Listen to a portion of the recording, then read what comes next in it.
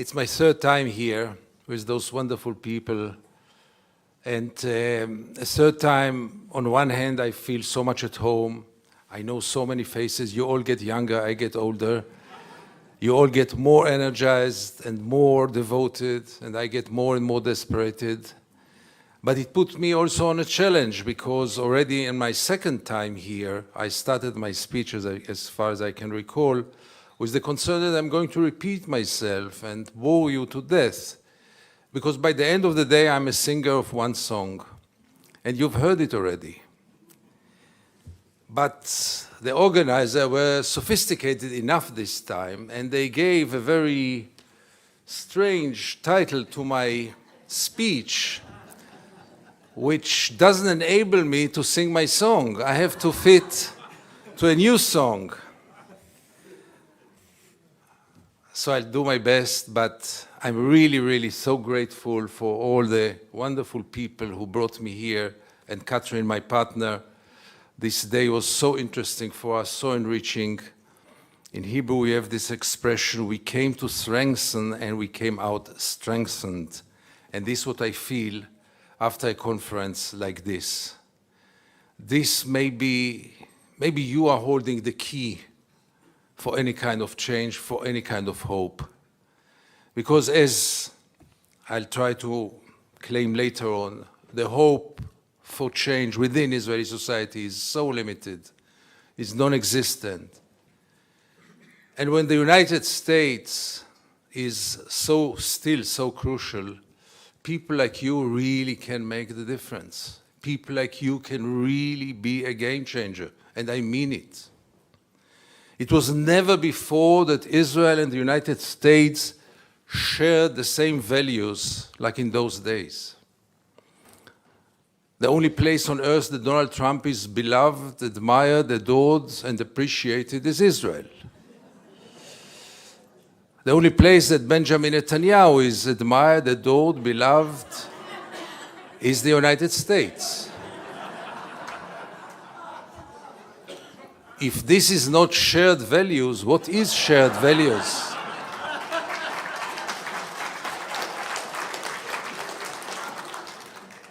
Some of my ex-best friends are on their way now to the real thing, to the AIPAC conference, which will start on this weekend. Politicians, journalists, to what I call as the annual drug dealers conference. They will discuss how many more drugs will they send to the Israel occupation-addicted state, how much more friendship will they express, and how much more money and weapons will they supply. And I can tell you, in the United States, as an Israeli, we don't have a bigger enemy than the Jewish lobby. We don't have a bigger enemy for justice, for peace, for equality, than those who think that if you supply the drug addicted with more drugs, you are his friend. That if you support him blindly and automatically, whatever he does, you are a friend. No, my friends, those are not friends, those are enemies. And I can't tell you how happy and proud I am to be here today and not there tomorrow.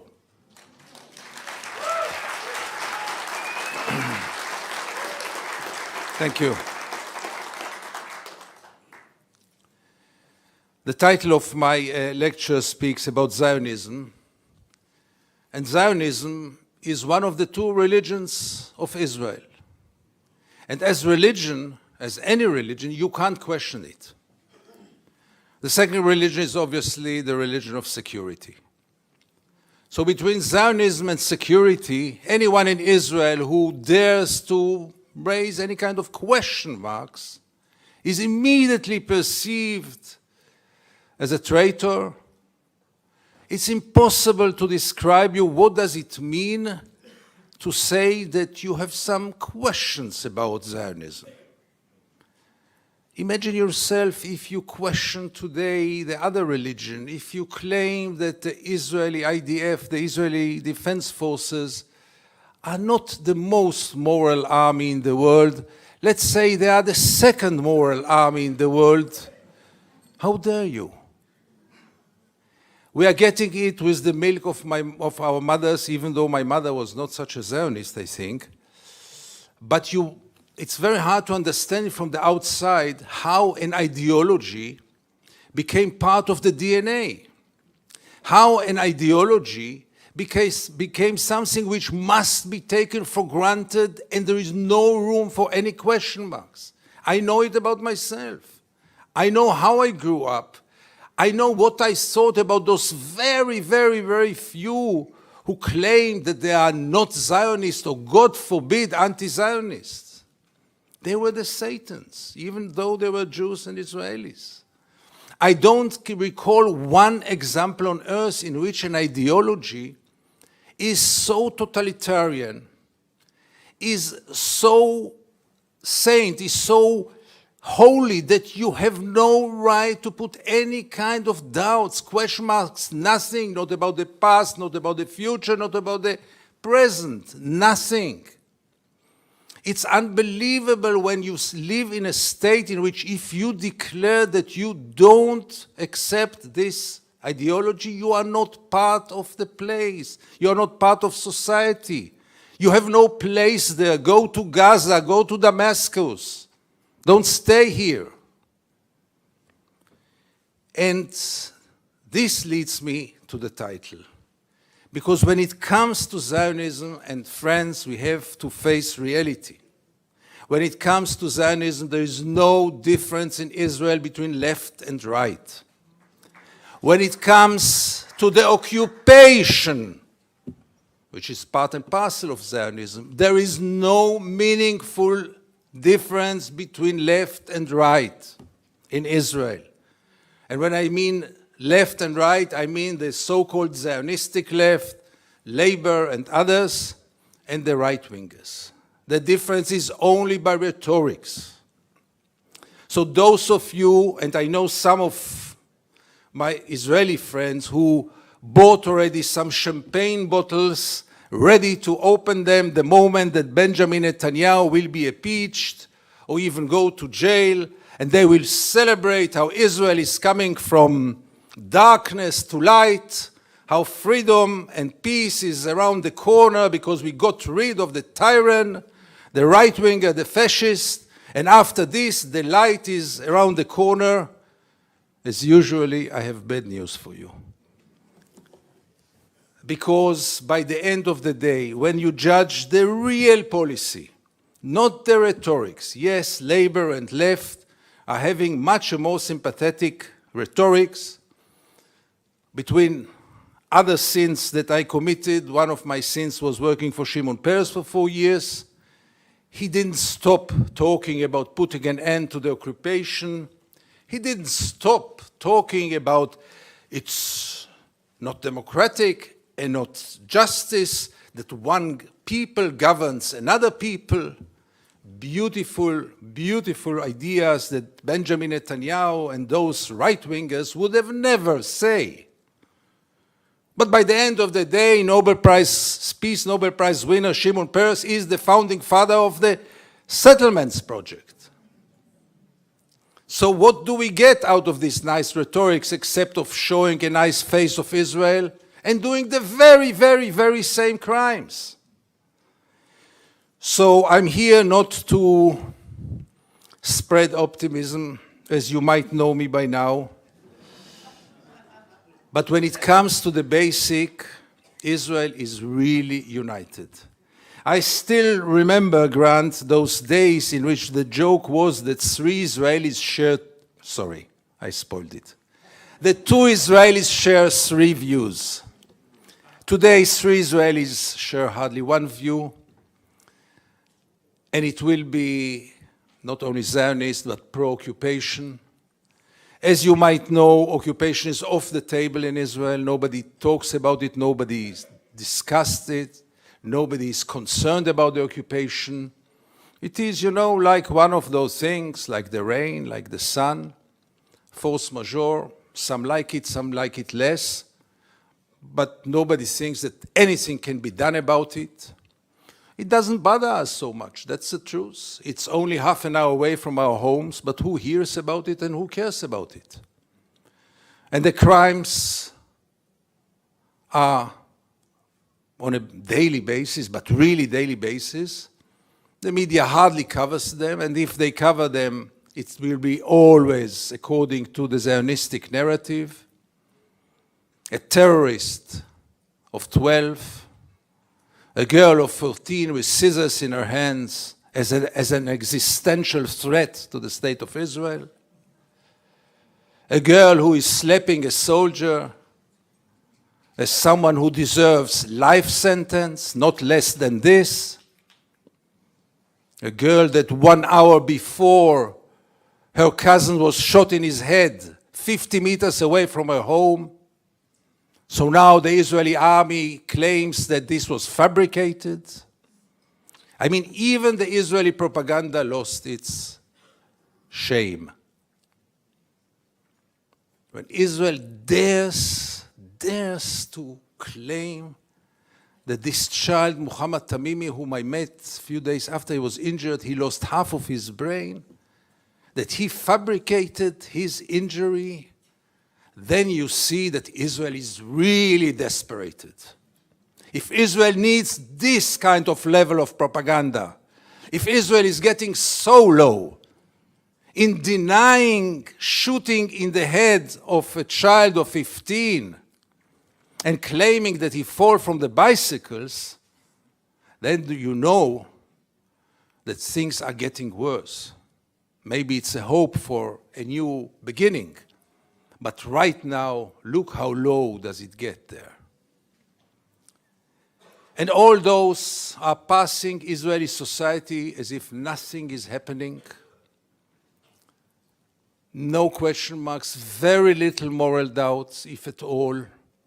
A cover-up, living in denial like never before. I cannot think about one society which lives in such denial like the Israeli society. And again, it includes left and right, except of the very devoted extreme left activists. Let's remember them. But they are really small in figures and totally delegitimized. So when I speak about left, I mean Labour, Yesh Atid, the new promise of Israeli politics, and maybe the next Prime Minister, Yair Lapid, and all the rest. In many ways, they are worse than the right-wingers because they feel so good about themselves, because they are so sure that they are so human and universal and moral, while the right-wingers at least don't cover up. They say, yes, we are fascists. So what's wrong about it? We are Jews and we have the right to be fascists. Because we are the chosen people, we have the right and nobody is going to tell us what to do. When it comes to the central left, as it's called, I can hardly pronounce it, central left, what do those people have to do with left?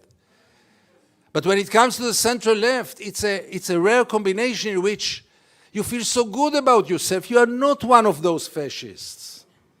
You are not one of those nationalist racists. You are a liberal. But the occupation must go on. And the child must, Haaretz Tamimi must stay in jail forever. And the crimes must continue because we have no other choice.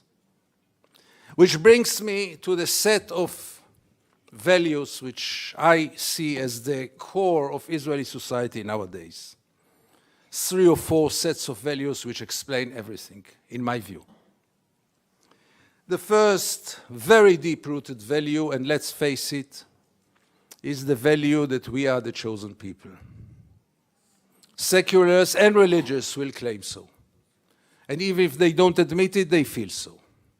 And the implementation is very simple. If we are the chosen people, who are you to tell us what to do? Who are you? Who is the international community to tell Israel what to do? International law, wonderful thing. It doesn't apply on us. It applies on any other place on earth, not on Israel. Because we are the chosen people. Don't you understand it? Asylum seekers, 88% of the Eritreans are recognized as refugees in Europe. You know how many of them in Israel? Less than 1%. Less than 1%. Why so?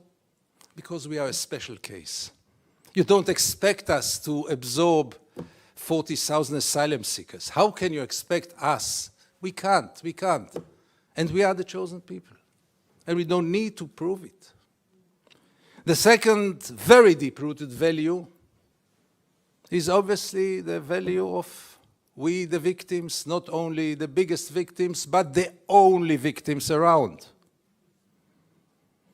I know many occupations which were longer than Israeli occupation, than the Israeli occupation. Some were even more brutal, even though it's getting harder and harder to be more brutal than the Israeli occupation. I don't recall one occupation in which the occupier present himself as the victim. Not only the victim, the only victim. If to quote here the late Golda Meir, whom I quoted also last time, I know, but it is so unforgettable I have to use it again. She once said that we will never forgive the Arabs for forcing us to kill their children. We are the victims. We are forced to kill their children. Poor us. And as the victim and the only victim in history, again, it enables us the rights to do whatever we want, and nobody is going to tell us what to do, because we are the only victims. To this, there is a third very deep-rooted value, and this is the very deep belief. Again, everyone will deny it, but if you'll scratch under the skin of almost every Israeli, you'll find it there.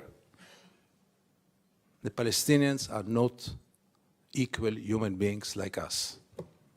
They are not like us. They don't love their children like us. They don't love life like us. They were born to kill. They are cruel. They are sadists. They have no values, no manners. Look how they kill us. This is very, very deep-rooted in Israeli society, and maybe that's the key issue. Because as long as this continues, nothing will move. As long as most of the Israelis don't perceive the Palestinians as equal human beings, we are so much better than them.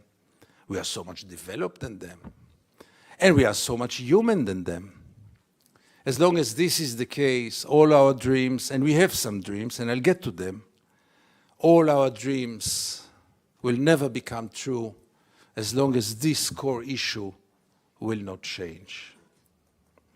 So you have a society with a deep conviction in its justice and its right way, with very, very few question marks.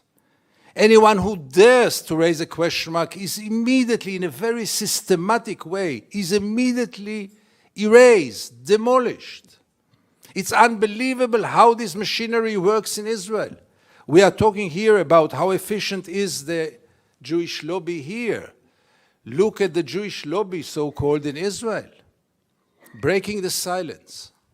For years we were dreaming about the day that soldiers will stand up and say the truth.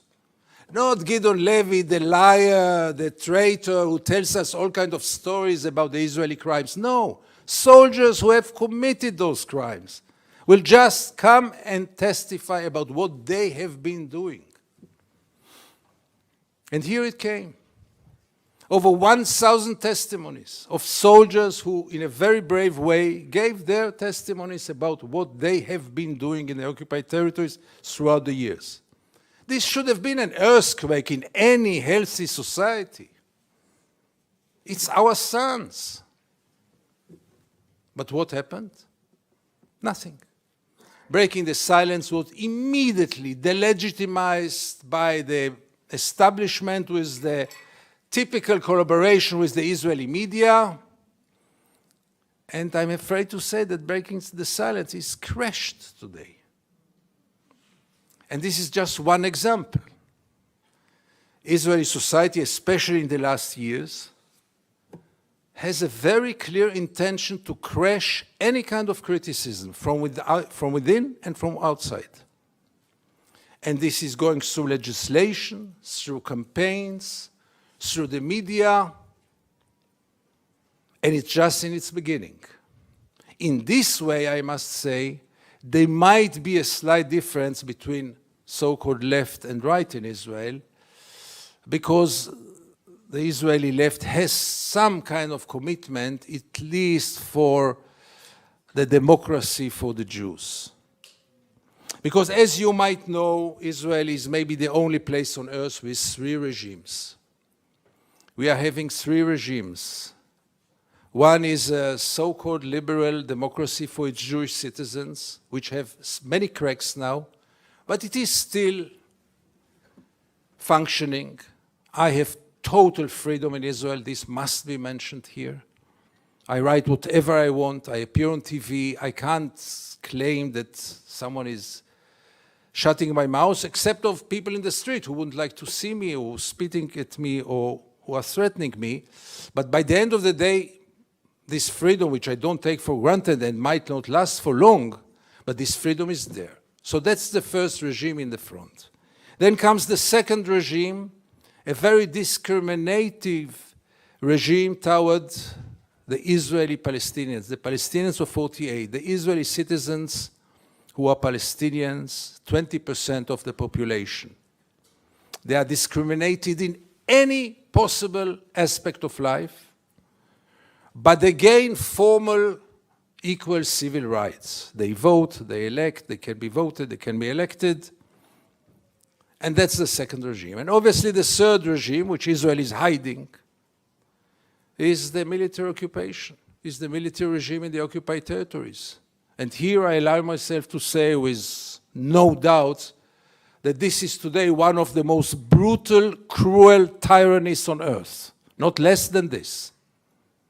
I repeat it, the military occupation in the occupied territories is today one of the brutal, cruel tyrannies on earth. How dare can someone call Israel the only democracy in the Middle East when in its backyard there is one of the most cruel, brutal tyrannies in the world? How can you do it? Can you be half pregnant? Can you be half democratic? Can you be a democracy in the front and a tyranny in your backyard? And here comes the next lie that we should fight. The claim that it is all temporary. No, my friends, it was never meant to be temporary. It is not temporary, and it will not be temporary if it depends on Israel.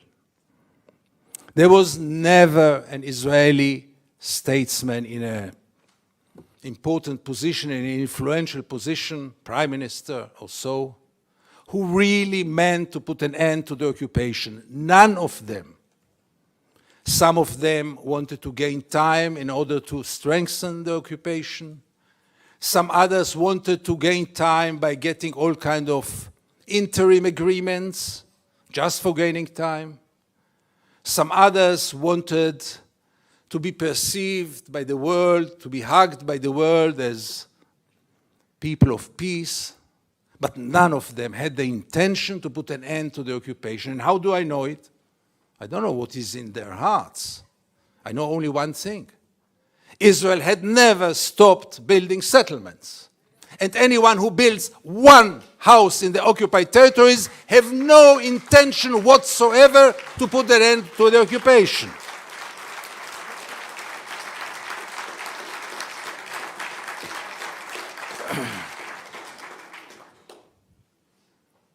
And those bluffs should be called. And here I come to your role. As I'm very, very skeptical about change from within the Israeli society, because life in Israel is far too good and brainwash system is far too efficient, to have a dialogue today with most of the Israelis is, even for me, almost an impossible job. Really, it's in many times I find myself together with Catherine when we meet ordinary Israelis, good people. They would volunteer anywhere. But when you start to talk with them about the occupation, after 2 minutes you want just to tear your hairs. I mean, you don't know what to do. You don't know where to start. Brainwash is so deep, and the denial is so deep, and the ignorance, they know nothing. Anyone in this hall knows so much more about the occupation than any average Israeli, including those who served there in the army. They know nothing, and what they know is wrong. So to expect a change from within this society, when restaurants are packed, when life is beautiful, when there is hardly terror in Israel, there's hardly, I mean, even what they call terror, those exploding buses and all those things. The only violent attacks are mainly now in the occupied territories, not in Tel Aviv. Tel Aviv is living a very, very peaceful, secure life. So to expect this society to stand up and to say no more, out of what? What incentive? So as long as this balance is that Israel is either gaining out of the occupation or not paying anything for it, as long as any Israeli doesn't feel that the occupation is something he should think about, why should he be bothered? He doesn't pay, he's not punished, and even if he's paid, he does not make the linkage. Because even if there were those years of the Second Intifada, which were really, really bloody, with exploding buses and suicide bombers, nobody made the linkage to the occupation. If you dare to make the linkage, you will be immediately accused as a traitor, because how dare you, because you justify terror. So they explode buses because they were born to kill. It has nothing to do with the occupation.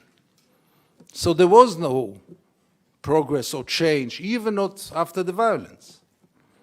So if life is so good, there is really no reason to go for a change, and therefore the hopes for change from within the Israeli society are really, really very minimal. And again, with all the respect to those groups who are fighting, who are not giving up, who are struggling, who are going to demonstrate every Friday in another village against the fence, against the occupation, against all those things, wonderful people, including many, many young people.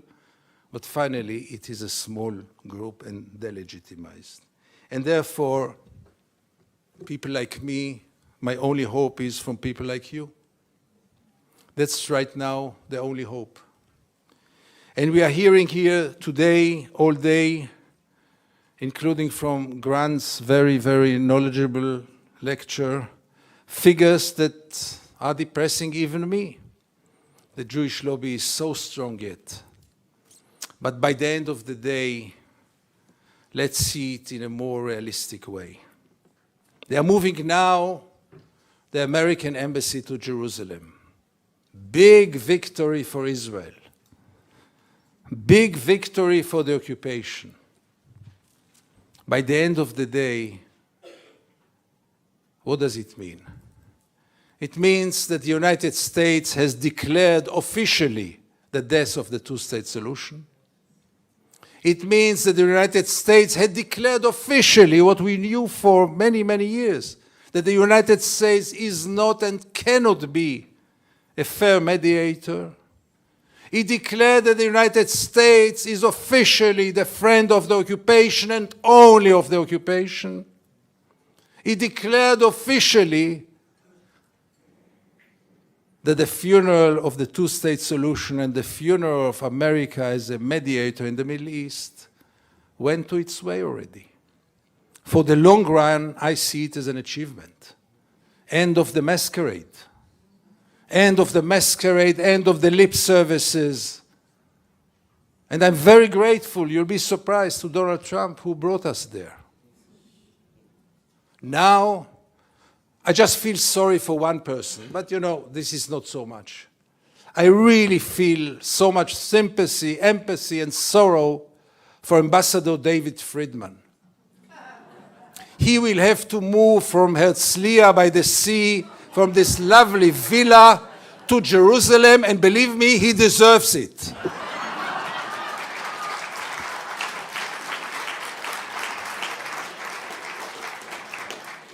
The ambassador of the settlements, with the costume of the American ambassador, is even not the ambassador of Israel. He's ambassador of the settlements project, and not of all settlements, just the extreme ones, if there is a difference, will have to move to Jerusalem.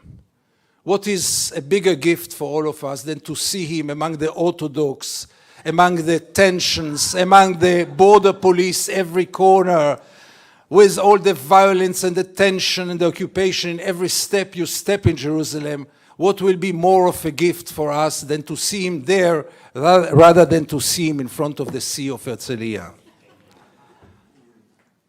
So we shouldn't give up. And if I may, with all my modesty, my ideas for what you should do, who am I to tell you? I hardly know what to tell myself what to do.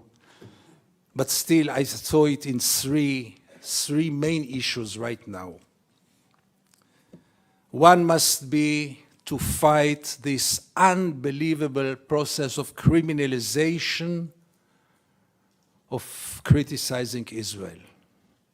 This must stop, and we shouldn't give up. We heard today that it's not only about BDS anymore. Now it's about any critic about Israel. The fact that someone who raises his voice for justice is criminalized is, first of all, a domestic problem. What kind of society is this? What kind of society is this that criminalize those who support justice and praises those who supports the violations of the international law, the crimes? So this should be one of our goals, not to give up.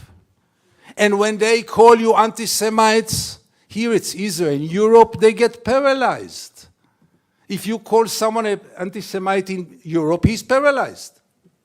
And they take advantage of it in a very manipulative way. Don't let them. You should be proud in raising your voice. BDS right now is the only game in town.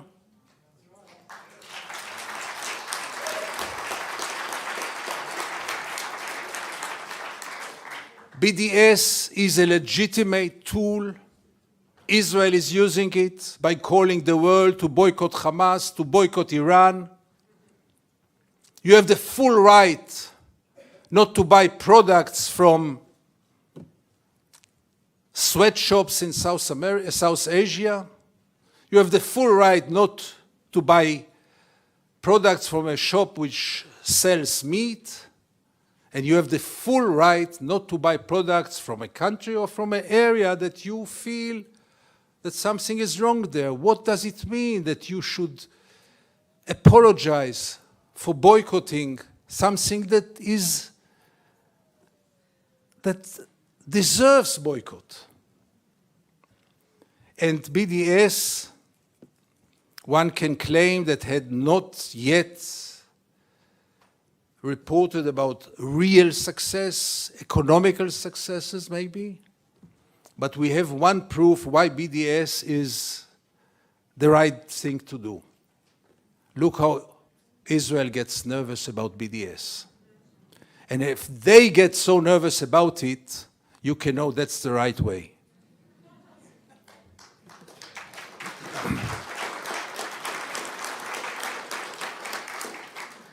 Grant, if you'll invite me next year again or in 2 years, I'm not sure I will be able to say those sentences, because those sentences very soon will become a violation of the Israeli law. You are not allowed to call people to boycott Israel, but let's challenge them. The second challenge that I see for you is to try to tear, especially in this country, the lie that Israel is the only democracy in the Middle East. We need it desperately. It's all about the truth. It's all about telling the people the truth. And as I said before, a state which possesses one of the most brutal tyrannies on earth cannot be called a democracy, period.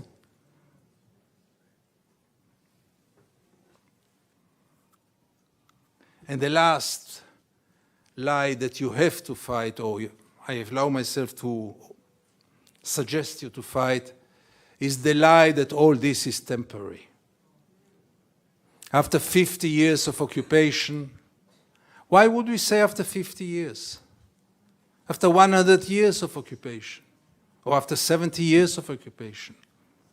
Because 48 never stopped. Let's remember it. It's the same policy. Those are the same methods, same lies, same brainwash, same explanations and excuses. And as long as this continues, nobody can claim that this is temporary. The occupation is there to stay, and we should call the bluff and say this colonialistic project has no intention to come to its end, even though here and there are some statesmen or politicians who claim so. No, you never had an intention to put an end to it, and you don't have it. And as it says 000 in my timer, is it an appreciation for my talk, Grant? 3 zeros? In any case, my last sentence would be, what should be the solution?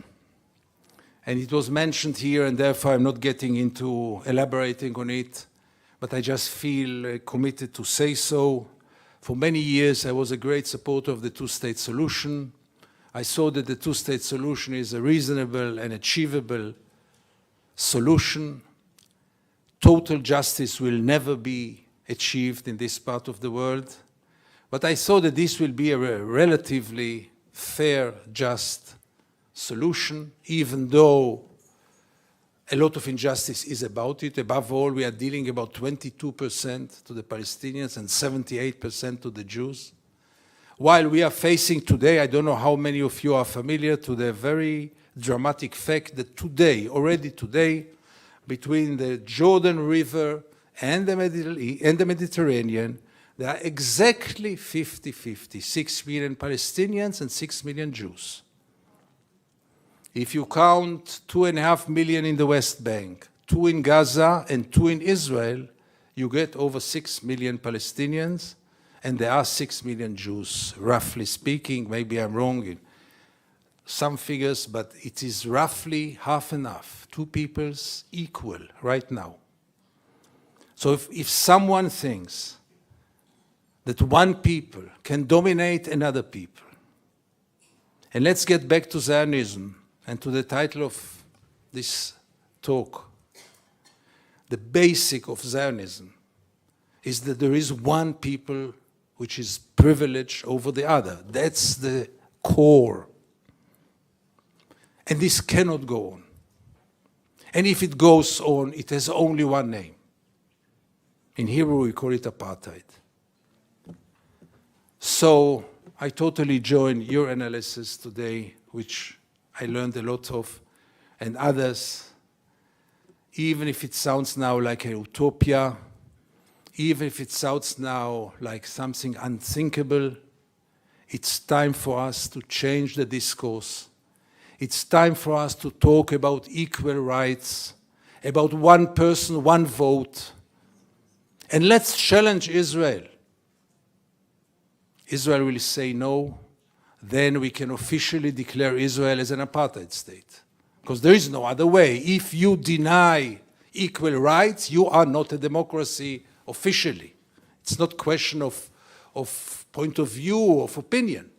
It's a matter of fact. And Israel obviously will say no. But we shouldn't give up, because by the end of the day, I truly believe that Palestinians and Israelis, Palestinian Jews, can live together. We tried it in the past. It is being tried today in all kinds of small frameworks. We can really live together. Believe me, I'd rather have a Palestinian prime minister than Yair Lapid or Benjamin Netanyahu.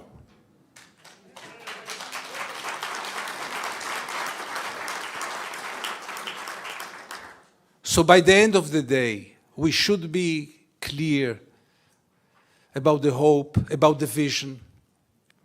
We should understand that the road is still very, very long to go. We are just in the beginning. But unlikely, at least for me, unlikely the last years in which I continue to say, almost out of my sleep, two-state solution, knowing that it will never happen, knowing that no one is going to evacuate 700,000 settlers, knowing that nobody meant to do it, and knowing that it will not solve the basic problem. So we have a vision. We have, meanwhile, some goals. There is so much work to do for you and for us. So let's not waste more time on talkings. Thank you very much.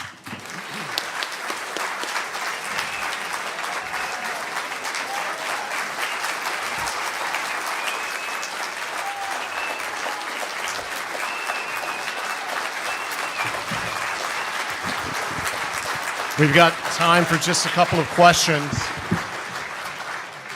And he managed to outpace a lot of these questions, so it's rather easy. And I'll let him take a sip of water first. But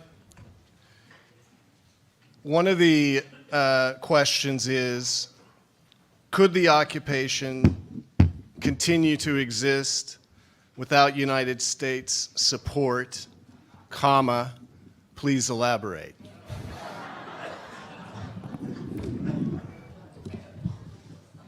Could the occupation continue? Yes. Could it continue without the United States? Even not for a few months. And this must be clear. If it would have been an American president who would really like to put an end to the occupation would have ended long time ago. There was never an American president who wanted so. I stand here so I see everyone. Sure. Yeah. Thank you. Because then you don't know who is talking. If you don't see me. You'll know. The other question is extremely interesting. And an esteemed scholar made this argument to me last night. I'm not going to say who it was, but his first name starts with an N and his second name starts with an F. And so anyway, this is his argument. It says, what do you say to those who say that BDS furthers Israeli narratives about being victims and needing security? It is a very good question, and we know from the past that many times pressure from the outside united Israel, but only for the first time, for the first while, for the first period of time. By the end of the day, we have to confront the Israelis with their reality because they are totally disconnected from reality. And I want to see the Tel Avivian who will realize that if he wants to go to Europe, he needs a visa. That he wants to export some of his goods, he is going to work very hard to do so, if at all. And then he will ask himself, does it worth it? Does it really worth it? And I can assure you that after the first rhetorics of we are all united against the whole world, which is always against us and they all hate us, then rationality will come into the picture. I once thought that Austrian Airlines can bring peace. How can this be? Because in the last attack of Israel on Gaza in 2014, some airlines stopped flying to Israel, and it happened to be that Austrian was the first one. I think it lasted like 20 hours. But in those 20 hours, Israel went mad. I mean, Israelis lost their temper. It was crazy. And then I thought, imagine yourself that Austrian Airlines, that's just a daydream, Austrian Airlines declares that as long as the occupation continues, Austrian Airlines is not flying to Israel.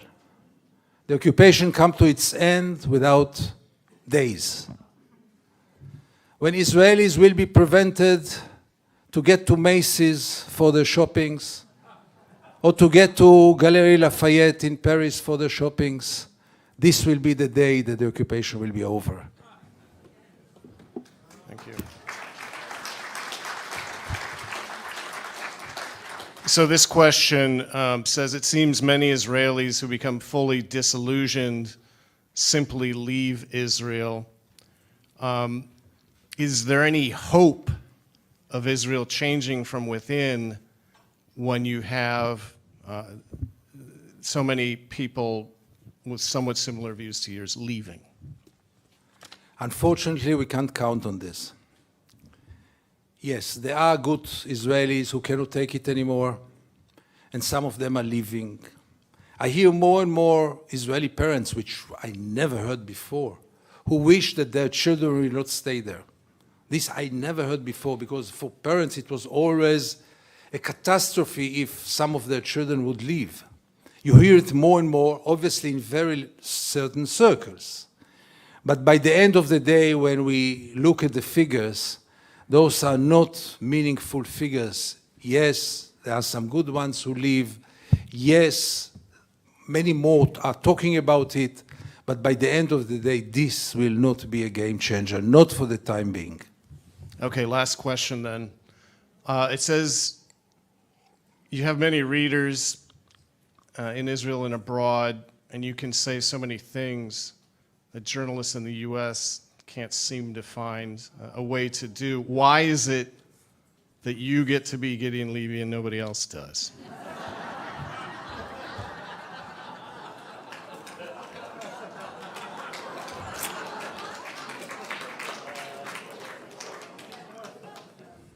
As if it is such a great fun to be Gideon Levy. I wish I wasn't. I wish I was a restaurant critic, going from one restaurant to the other and write my truths about the food that I had, and nobody would have raised this question. I really, it's not for me to answer. I really, as I said here last time, and I always say, I was really a good boy, Tel Aviv. I was really raised up to be something else, and something went wrong. But now it's too late to correct it. I'm trying, but I really don't have any other choice but to continue. Many times people say, keep up your good work, and so forth and so forth. I don't have really any other choice. It's even not a question of choice. I'm doomed to it, yeah. But seriously speaking, the fact that I can still raise my voice, as I said before, should not be taken for granted. If this regime, this government, or a very similar government will continue with the same way, they will get to us as well. Haaretz is an island in Israel. Don't get wrong. Haaretz is not Israel. Haaretz is really an island in a very, very stormy ocean. And they'll do anything possible to close Haaretz down. And the fact that I have such a wonderful home with such a, really, I don't think there is one publisher in the world, when he gets a protest of a reader or of a subscriber who is very angry at me, you know what he tells them? He tells them, you know, Haaretz is not a newspaper for you. Don't read it. A publisher who is really struggling on the existence of Haaretz.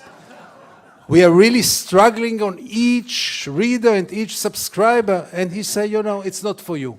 It's not for you. So these are really very little hopes, but maybe it's good to conclude this afternoon with some kind of hope and optimism. As long as Haaretz is there, I will be there, hopefully. As long as this voice is still being raised, maybe there is a hope. I don't know. But thank you so much again for coming today. Thank you.